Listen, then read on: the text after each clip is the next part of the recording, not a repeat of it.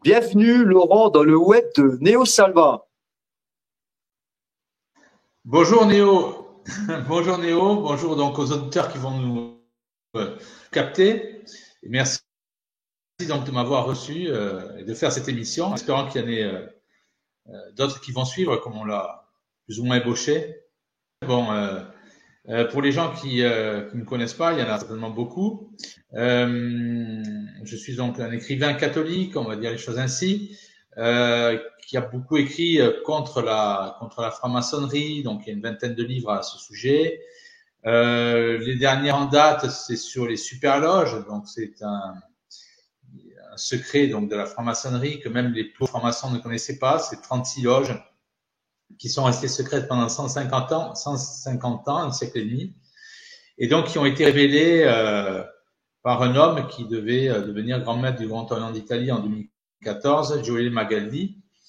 Donc, moi, je traduis ces informations-là qui sont, je dirais, entre guillemets, énormes. On y découvre beaucoup de choses. Par exemple, que Giscard était le conseiller secret de Mitterrand, ce qui signifie qu'en 1981, les élections étaient complètement truquées, comme ça se passe très souvent en démocratie. C'est pour ça qu'il ne sert à rien de voter, parce que si besoin est, tout est truqué. Ensuite, il y a des livres sur le créationnisme, comme justement j'en ai un là sous la main. J'ai pas prévu en plus, mais c'est comme ça. Les géants et l'Atlantide, c'est un livre qui fait 300 pages, 70 pages en couleur, voilà, sur tout ça. Et donc voilà, ouais, c'est un livre qui dit que les plus grandes pyramides ne sont pas en Égypte, mais en Bosnie ou en Chine. Oui, Néo, je t'écoute.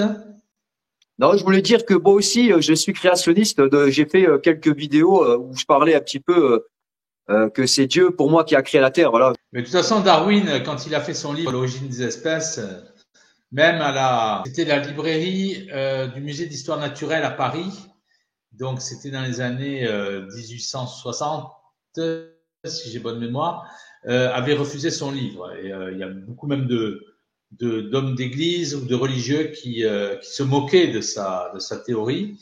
Et il faut attendre donc la venue de Karl Marx pour que cette théorie soit mise sur le devant de la scène, tout à fait simplement. Mais avant, les plus grands scientifiques, et même, je dirais, la science officielle, hein, puisque je parle d'une histoire naturelle de Paris, avait refusé véritablement donc cet ouvrage-là.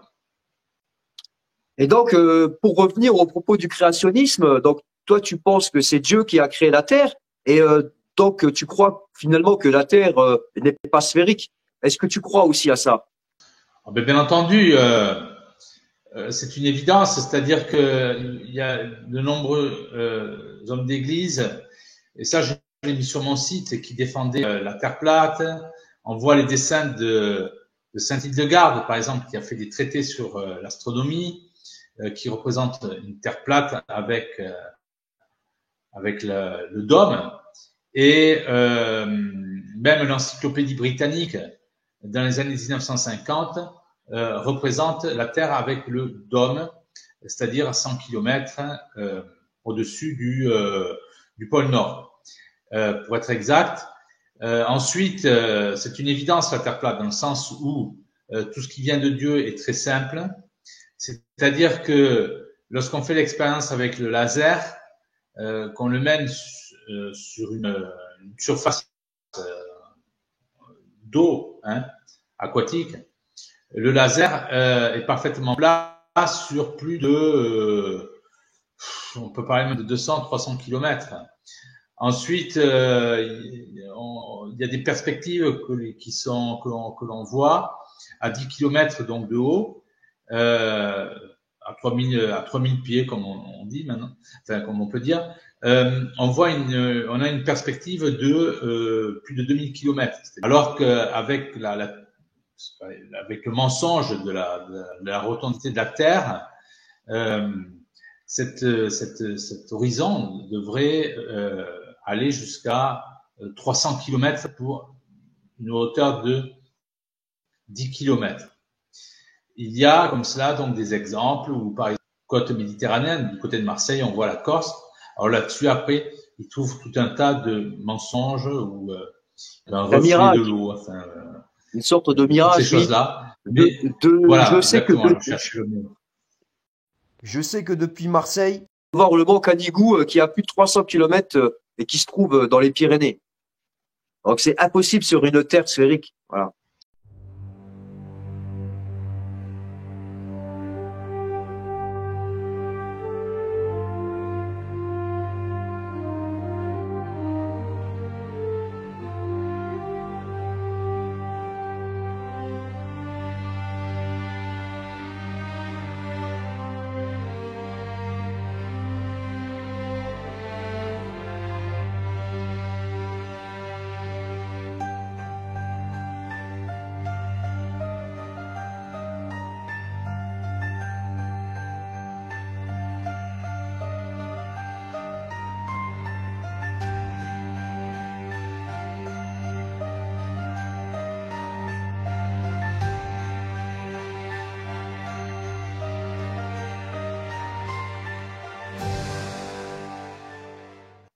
Toi qui connais les superloges, qui connais un peu le monde de la franc-maçonnerie, on va dire qu'il y a beaucoup de producteurs célèbres francs-maçons qui n'hésitent pas à nous montrer parfois qu'il y a que notre terre est plane, surmontée d'un dôme.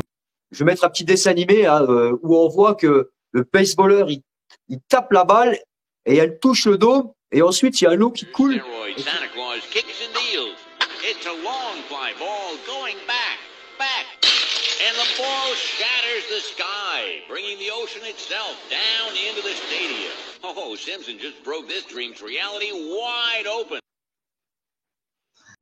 Il y a des réalisateurs francs-maçons qui, dans certains films ou dans des épisodes, essaient de dévoiler les secrets cachés. En fait, ils ne la dévoilent pas, hein. C'est-à-dire que ce sont des vérités qu'ils annoncent pour eux-mêmes. C'est pas pour le peuple, parce que le peuple, c'est justement ce qui est écrit dans les superloges. Parce qu'il y a des francs-maçons des superloges qui parlent de la Terre plate et pas des moindres, comme George Orwell qui était franc-maçon, c'est comme ça qu'il était au courant. Il y a aussi Bernard Shaw qui avait été prix Nobel de littérature en 1925 et qui croit à la, enfin, il est persuadé que la Terre est plate. Et ces deux hommes, c'est dans le journal de Chicago, pose la question, si vous demandez à l'homme de la rue de vous expliquer que la Terre est ronde, il sera incapable de le faire. Donc c'est quand même un prix Nobel de littérature, Bernard Shaw et George Orwell qui parlent de ça. C'est sur le site Profilé Catholica, il faut faire une recherche là-dessus. Mais en tout cas, tout est expliqué, il y a la vidéo, il y a tout ça. Et en fait, ils annoncent certaines choses, mais pour eux-mêmes. Mais c'est pas pour le peuple, parce que le peuple, pour eux, c'est une masse d'ignorants, ils veulent laisser le peuple dans son ignorance, tout simplement. Et ça, c'est écrit dans le livre, dans les superloges. Voilà, autant que je me rappelle maintenant. C'était parce qu'il y a 8 tomes qui sont sortis. Et c'est dans le premier tome où il était, donc il y a plus de 4 ans que j'ai traduit le premier tome. Et il marquait bien que le peuple, en fait, est considéré comme des animaux. Donc c'est complètement la cabale. Mais bon, voilà. Mais ces vérités ne les révèlent pas. Et d'ailleurs, elles sont faites pour eux-mêmes, pas pour nous. Et ce qui est intéressant, voilà, c'est que les livres sur les superloges que j'ai traduits, en fait, c'est une erreur, c'est-à-dire que ça ne devait pas tomber entre les mains d'un kidam, je dirais, mais c'était destiné à la franc-maçonnerie. C'est-à-dire quand Joël Magaldi, qui appartient aux superloges et a accès aux archives des superloges, lorsqu'il a écrit son premier livre qui faisait 500 pages, il n'avait pas, donc c'était édité par une maison maçonne, par une maison d'édition maçonnique, il n'avait pas prévu que ça tombe entre les mains de kidam ou de gens qui allaient travailler dessus. Et il était prévu à ce moment-là que 4 autres pavés, c'est-à-dire gros livres de 500 pages, sortent. Et jusqu'alors, on ne sait pas ce que sont devenus ces livres-là, c'est-à-dire que tout simplement parce que ils ont caché, je pense, ces 4 autres volumes. Et ce qu'on peut penser tout à fait normalement, de manière très légitime, c'est que le premier tome est sorti dans une maison maçonne. Et ils ne pensaient pas que des cathos tradis tomberaient dessus. Et je pense que ça les a fortement gênés, en effet. Et pour aller plus profondément, par exemple, on a Bill Gates qui fait la chasse sur Internet ce qu'il appelle de manière très hypocrite aux mensonges qui vont à son encontre. Donc on voit que ces gens qui paraissent de manière inaccessible, ce n'est pas le cas. Ils sont très soucieux de leur réputation et d'ailleurs c'est ce qu'on voit avec Facebook ou toutes ces plateformes, c'est-à-dire qu'il y a des vérités qui ne peuvent pas être annoncées et la Terre plate en fait partie. Donc, pour clore en fait ce sujet, c'est que les explications de la Terre plate sont très simples. Donc, on parlait de 10 km d'eau, on voit sur 3000 km. Le laser, sur une surface aquatique, est parfaitement, je dirais, on peut le mettre juste à 1 centimètre au-dessus, je dirais, ou 10 centimètres de la surface de l'eau, que sais-je, et ça sur 300 km. Ça, c'est l'argument massu. Et ensuite, les plus grands francs-maçons croient à la Terre plate. All right, you don't want to know how I acquired this? A real Freemasonic Bible. 1955. Earth. The earth was regarded as the universe itself, every other body, the heavens, sun, moon, and stars being subsidiary to it. There seem traces of the idea that the world was a disk, bordered by the ocean and Jerusalem as its center. Heaven. The Jews divided heaven into 3 parts: the atmosphere, where the clouds gather, the firmament, in which sun, moon, and stars are fixed, and the upper heaven, the abode of God and his angels. Et notamment le prix Nobel donc de littérature Bernard Shaw. Il y a beaucoup de, j'en finirai pas. Je veux dire, on pourrait prendre même le cas de l'amiral Byrd qui au début des années 50, mais au tout début, c'était 50-51, dit que il a pu voler au-delà donc du mur de l'Antarctique sur 3500 km.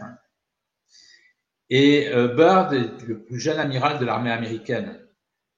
Et donc ce qui se passe, c'est que ensuite il est mis en résidence surveillée et quelque temps après, je crois que c'était en 55, il décède alors qu'il était en parfaite santé. Et on peut penser que Byrd était donc en tout cas il crée la NASA, pour finir sur ça, il crée la NASA est créée tout simplement pour que ça y est, cette nouvelle curiosité qui est suscitée notamment par les déclarations de Byrd, mais il n'a pas été le seul à dire cela.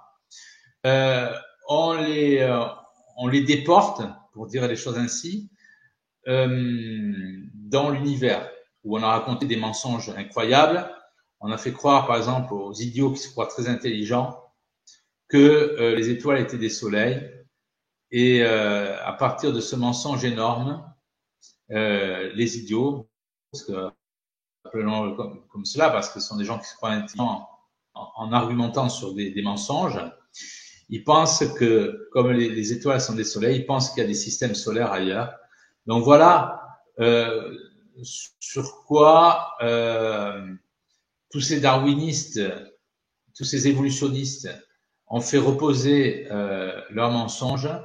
Donc aujourd'hui, c'est véritablement un travail énorme pour rebrousser chemin. Mais pour l'amiral Byrd, il est très clair que Byrd était certainement donc un franc-maçon et que il a certainement trop parlé et que ce franc-maçon donc a fait ce voyage au-delà du mur de l'Antarctique parce que comme toutes les plans, les missions qui sont déclenchées enfin, de cet ordre-là sont, on y retrouve la franc-maçonnerie qui est derrière parce que voilà, il y a des choses à savoir, des choses à continuer.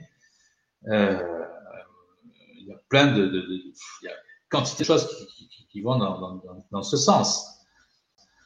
Comme quand on a trouvé des tunnels en Équateur, c'était un prêtre qui avait, c'était le père Crespi, voilà, oui, qui avait découvert ça. C'était un prêtre missionnaire que le Vatican veut sanctifier. Et donc ça, c'est dans les années combien? 60. Et tout de suite, dans la foulée, on a envoyé Stan Hall, qui est un ingénieur donc pour étudier ces tunnels, parce que pour tout dire, on a trouvé des plaques à nord. Sur ces plaques à nord, on trouvait des Incas en train d'observer l'espace avec une lunette, de monter des dinosaures et de faire des trépanations du cerveau. Donc ce prêtre, le père Crespi, qui n'est pas n'importe qui, puisque l'Équateur a même sorti un timbre, on voit son visage sur lui. Le père Crespi sort ses tablettes à nord et quelque temps après, son église prend feu et les tablettes disparaissent. Et dans la foulée, il y a cette mission qui est déclenchée par, qui est dirigée par Stan Hall, qui est un ingénieur spécialiste de l'Atlantide, comme par hasard. Alors, on sait que l'Atlantide a existé. Enfin, lisez mon livre, Les gens de l'Atlantide. Et il y a aussi Armstrong, comme je dis, l'homme qui n'a jamais marché sur la Lune.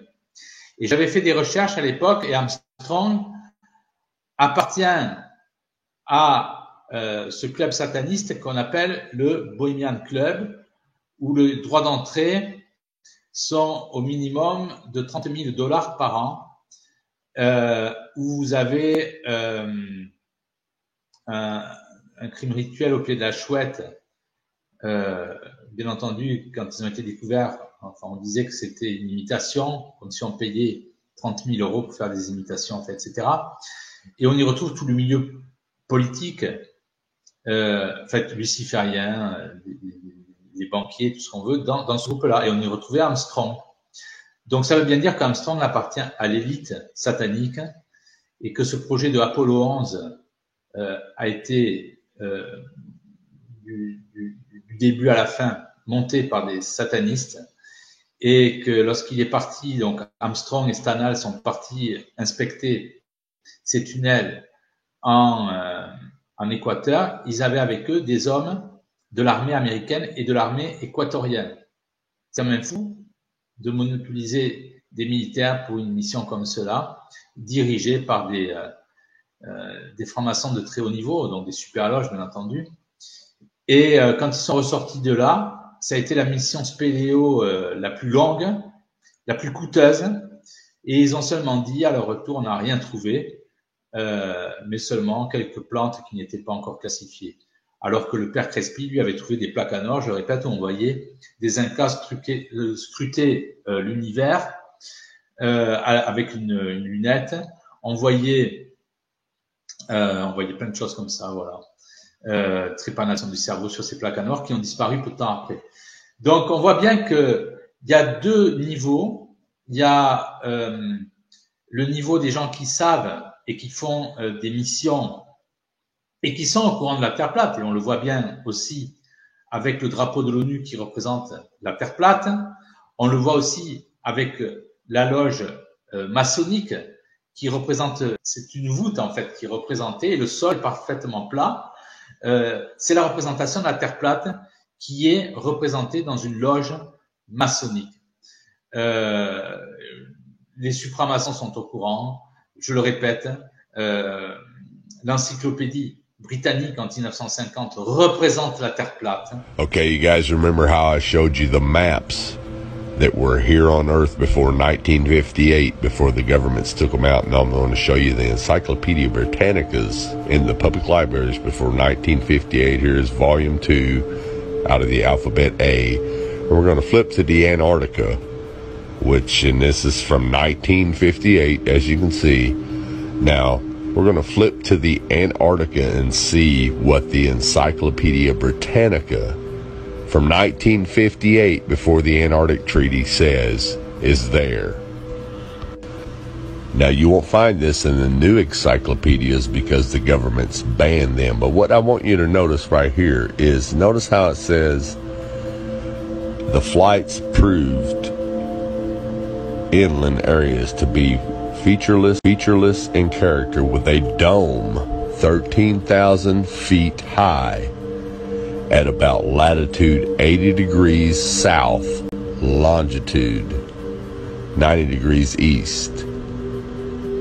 Take a really, really close look at that. Now I'm going to zoom it in for you. When they returned to New Zealand, these flights proved the inland areas to be featureless in character, with a dome 13,000 feet high at about latitude 80 degrees south, longitude 90 degrees east. Now, if this doesn't make sense to you, let me show you with an image of what a flat earth map would look like. Now, this is what a latitude 80 degrees south would look like on a flat earth map. As you can see, the dome comes down closer to you over the wall, which will be about 13,000 feet. Donc, tout cela s'est fait. Il y a un but très clair, c'est que lorsqu'on parle de la Terre boule, c'est tout simplement pour bien montrer à l'homme que Dieu est une notion très vague, que l'homme est perdu dans l'univers, alors que ce n'est absolument pas le cas. Ils font la même chose comme ils ont fait avec Darwin. Quand ils ont voulu faire la révolution chinoise avec Mao, 40 ans avant, ils ont commencé par traduire Darwin en chinois, c'était dans les années 1890. C'est-à-dire que Darwin a pu changer les esprits, tout simplement parce qu'avec Darwin, l'homme ne sait pas d'où il vient, ne sait pas où il va, et ils ont pu ensuite, 4 décennies après environ, implanter le communisme en Chine. Voilà à quoi sert cette science satanique. Très simplement, ils savent très bien ce qu'ils font, c'est très clair. C'est-à-dire que le mensonge donne le désespoir et la vérité est espoir. Voilà, l'homme se sent perdu dans un espace immense. Oui. Et en plus, on lui dit qu'il descend d'espèces animales comme le singe et qu'il est l'effet du hasard. Donc l'homme est désespéré parce qu'il se raccroche à rien. Tandis que si on lui dit la vérité et on lui dit que l'homme est important, qu'il est le centre de l'univers, qu'il a été créé par amour et qu'il a une mission sur cette terre, hein, et même la personne la plus simple a été voulu, a quelque chose à faire dans ce monde. Donc la vérité donne l'espoir. Oui, et on le voit bien, c'est que c'est un pasteur qui dit cela. Hein, c'est que en fait, quand on a, comment il s'appelait, Ken Ham, H-A-M, c'est un pasteur d'origine australienne, me semble-t-il, qui expose en fait que quand on a implanté le darwinisme, il y a eu, c'est pour aller dans ton sens, Néo, il y a eu une augmentation des suicides, des meurtres, de toutes ces choses-là, bien entendu. Puisque l'homme ne sait pas d'où il vient, il ne sait pas où il va, c'est un gage de désespoir. Moi, j'ai quelqu'un qui a découvert la Terre plate et qui m'a dit, ça m'a complètement rassuré parce que j'ai pris conscience que on n'était pas perdu dans le. Donc ça va complètement dans ton sens.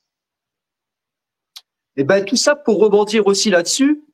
En France, il y a une perte de foi qui est peut-être due aussi au darwinisme ou alors au Big Bang. C'est la laïcité qui trône en France depuis la Révolution française de 1789, la fausse Révolution française. Et il y a une brillante personne qui est passée sur CNews. Si la France, elle est dans cet état aujourd'hui, hein, vraiment où les gens n'ont plus la foi, où il y a une perte d'espérance, c'est parce que la France s'est coupée de ses racines. Je vais te mettre cette vidéo et tu me dis ce que tu en penses. Le grand drame de l'époque moderne, c'est que nous ne lisons plus du tout l'histoire à la lumière de la providence divine. Nous avons décidé qu'après tout, l'histoire, nous la faisions nous-mêmes, que Dieu n'existait pas, les anges non plus. D'ailleurs, qu'est-ce que les anges viendraient faire dans notre monde? Je voudrais quand même rappeler, parce qu'on l'oublie toujours, on parle de Saint Michel qui apparaît à Jeanne d'Arc, bien entendu, mais il ne faut pas oublier qu'il y a un deuxième ange qui accompagne Michel dans les apparitions à Jeanne, c'est Gabriel.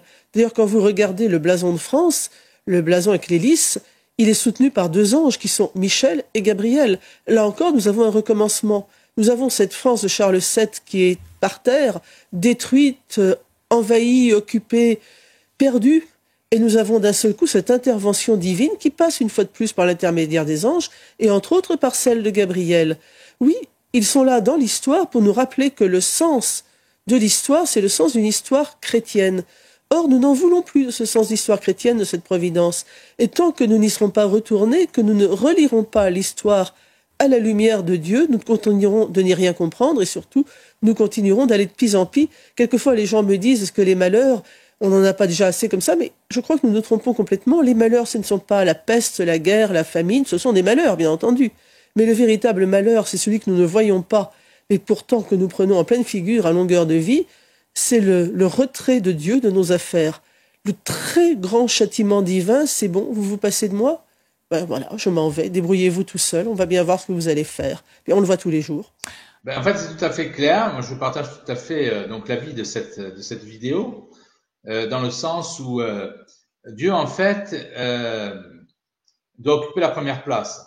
Donc, c'est exact pour la vie de l'homme, c'est exact aussi en politique, et c'est exact aussi pour surtout, c'est une manière de parler, pour la France. C'est-à-dire que si Dieu n'occupe pas la première place, mais c'est quelqu'un d'autre qui va occuper la première place. Et comme il n'y a pas de neutralité dans les cieux, eh bien cette place va être occupée par l'ennemi donc de Dieu. Et on voit que Dieu a régi la France de manière très simple, tout simplement parce que le roi, pour comprendre le catholicisme, je fais une parenthèse, il faut comprendre que la religion catholique est la religion des miracles. Et à travers le miracle, Dieu se manifeste à l'homme. Mais il se manifeste à travers le catholicisme par le miracle. Lorsqu'il y a la crucifixion du Christ, c'est Saint Jean Chrysostome qui explique cela. Les Juifs perdent leurs prophètes, ils sont disséminés dans le monde entier. Leur temple est détruit pour la deuxième fois. Donc, tout s'abat sur ce peuple-là. Et les prophètes ne font plus de prophétie. Il n'y a plus rien. Il n'y a plus rien. Donc, cette religion, je dirais, ne fait plus de miracles. Dieu s'exprime par des miracles, à travers la religion qu'il a créée, à travers la religion qui est la sienne. Et donc, cette religion-là, c'est la religion catholique. Donc, on voit que tout est surnaturel, parce que le surnaturel est plus fort que le naturel. Le monde de l'invisible est plus fort que le monde du visible. Et tout ce qui nous est donné à travers nos cinq sens, c'est une compréhension très limitée du monde, et c'est l'Esprit Saint qui fait le reste. Lorsque je parle des miracles et de la France par rapport à la vidéo que tu nous as montrée, Néo, c'est que les rois ont eu le don des écrouelles. C'est-à-dire que le don des écrouelles, les écrouelles, c'était une maladie, quelque chose qui était purulent, je crois, au-dessous de la gorge, qui grattait, qui était très désagréable, qu'on n'arrivait pas à soigner. Et le roi disait, le roi qui touche, Dieu te guérit. On peut parler aussi par la suite du maréchal Foch, qui récitait son chapelet. Ça, c'était donc après les batailles des tranchées de la Première Guerre mondiale, où les francs-maçons avaient fait exprès de donner des uniformes en couleur donc, aux soldats français pour qu'on les tue. Là aussi, il faut se représenter, c'est dans un de mes livres, ce que dit une sœur maçonne italienne disant qu'on a cloué le pentacle sur les uniformes des soldats italiens pour que le sang versé soit le sang versé à la franc-maçonnerie et à Satan. Donc, c'est très clair. c'est très clair. Et le maréchal Foch a économisé ses hommes. C'est dans cette période où il y avait les attaques de Nivelles, de toutes ces choses-là, de tous ces gens qui étaient francs-maçons, qui ont causé de leur perte humaine. C'était je ne sais combien de milliers d'hommes on pouvait perdre dans une journée. Et Foch faisait son chapelet, allait à la messe c'était plusieurs fois dans la semaine, et il a été le seul, avec le maréchal Pétain, à épargner la vie des hommes. Et Pétain était également croyant, bien entendu. Donc on voit que ce soit de Jeanne d'Arc, et même avant, parce que tu as fait une vidéo sur Clovis qui est excellente et que je recommande véritablement, on voit que la France tient par les miracles, tient par Dieu. Et on pourrait passer des mois à parler de cela avec des exemples frappants. La cathédrale de Chartres, la Sainte Vierge a demandé que la cathédrale de Chartres soit construite pour son fils et pour faire quelque chose de gigantesque. Donc à l'époque, elle a dû avoir une main-d'œuvre qui soit conséquente. Et donc, elle a fait les plus grands miracles pour attirer les gens, et ces plus grands miracles, c'était même la résurrection de certains morts. Ça, personne ne le sait aujourd'hui. Donc, en tout cas, voilà, juste en conclusion par rapport à ce chapitre, c'est que tous ceux qui ont vu la Sainte Vierge ont leur corps intact 400, 300 ans après leur mort. C'est ce qu'on voit avec Catherine Labouré, avec la médaille miraculeuse. C'est ce qu'on voit aussi avec Sainte Bernadette. C'est ce qu'on voit aussi avec les enfants de Fatima, et qui ont eu les visions de l'enfer. Et les visions de l'enfer qu'ont eu les enfants de Fatima sont des visions horribles. Ils ont perdu le sourire jusqu'à la fin de leur jour. Et les saints parlent tous de la même manière. 2000 ans d'église qui ont fait des miracles et dont le corps est intact, parlent en 2000 ans d'église de la même manière de l'enfer, où on parle de reptiles géants, de fosses à serpents, de choses répugnantes qui sont ainsi, qui torturent les âmes jusqu'à l'éternité. On parle aussi de démons qui violent. Voilà, l'enfer, c'est ça. C'est quoi l'enjeu quelque part des francs-maçons et de ceux qui vénèrent Lucifer? C'est quoi leur enjeu? Par exemple, en France, c'est quoi? C'est d'envoyer les âmes en enfer? Parce qu'il y a un combat entre le ciel et la terre, le monde des anges et le monde céleste face au monde des démons et des sectes francs-maçonnes qui vénèrent Lucifer en France, qui ont remplacé les églises par des temples. Mais c'est quoi le but final? C'est d'essayer de gagner un maximum d'âmes pour les mettre en enfer? Parce qu'on sait que la France, c'est quand même le lieu, c'est quand même le pays qui a été choisi par Dieu pour évangéliser le monde. On va dire que c'est la fille aînée de l'Église. Tout à fait. Le but, c'est que Satan détruise la création. C'est que les âmes se damnent. Et en contrepartie, Satan, qui est le plus grand des menteurs, a fait croire donc à ses vassaux à chacun d'eux qui serait donc son successeur. Ça, c'est pour l'élite. Il a fait croire, il a dit cela à chacun, donc il a menti à chacun, et qui serait donc son représentant sur terre. La franc-maçonnerie, donc, c'est la contre-église, et donc c'est tout simplement le combat qui se déroule dans le ciel entre la Sainte Trinité et le démon. Enfin voilà. C'est le combat des âmes, c'est ça? Tout à fait, oui. Et puis après, c'est pour avoir les faveurs, les plus grandes faveurs. Mais ça passe sur des crimes odieux. C'est Walt Disney qui disait ça. Il faut relire mon livre, ou lire mon livre sur les Illuminati. Walt Disney disait que la quintessence du satanisme, c'était le cannibalisme, tout à fait simplement. Donc, ce sont les crimes rituels, ce sont toutes ces choses-là qui sont rapportées. Donc, on est complètement dans le crime contre le Saint-Esprit. on est dans les plus grandes abjections. Et c'est pour cela que il y a des crimes rituels sur des enfants, comme l'affaire Lola, comme l'affaire peut-être tant d'autres aussi. L'affaire Lola, on peut penser qu'il y a quelque chose qui est caché, bien entendu, qui est derrière tout ça. Mais on voit bien qu'il y a la manifestation certainement de groupes. La franc-maçonnerie est au cœur de cela, y compris après je parlais tout à l'heure du Bohemian Club, qui réunissait les plus grandes richesses de ce monde et qui participe à, soi-disant, un crime rituel au pied d'une chouette qui est une imitation du crime rituel. C'est monnaie courante chez ces gens-là.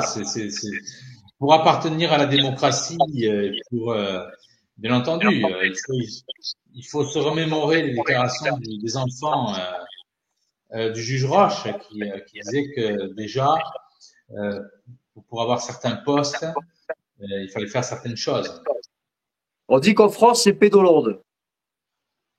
J'ai un peu cette impression aussi. Je vois, parce que moi, je vis en Allemagne et j'ai vraiment une impression qu'en France, c'est un pays qui est complètement en train de chuter. On a l'impression que tout est permis. Enfin, tout est permis sauf le fait d'être catholique, de revendiquer sa foi.